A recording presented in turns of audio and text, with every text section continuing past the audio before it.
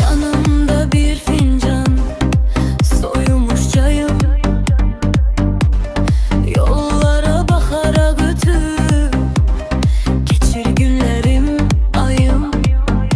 Fesilleri unuttum, ne kışım bellidir ne yayım.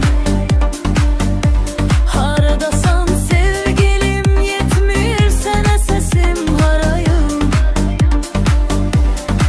Göresen sen de benim tek, düşünürsen mi, üzülürsen mi? Göresen sen de benim tek, geceleri gözlerinden gizli gizli yaş dökülürsen mi? Etrin duyulur havada, doya doya içime çekerim seni. Bir sesini duyum arada sırada, bir bilsen ne kadar sevirem seni.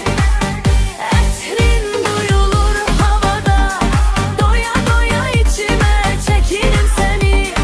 Bir sesini duyum arada sırada, bir bilsen ne kadar sevirem seni. Sen yoksan kalbimin acısı dinmir. Ne yerdeyim ne göyde esla bilinmir.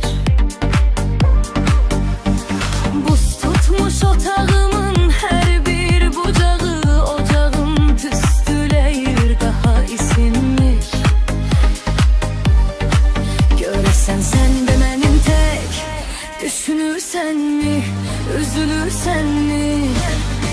Göresen sen de benim tek, geceleri gözlerinden gizli gizli yaş dökülsen mi? Etrin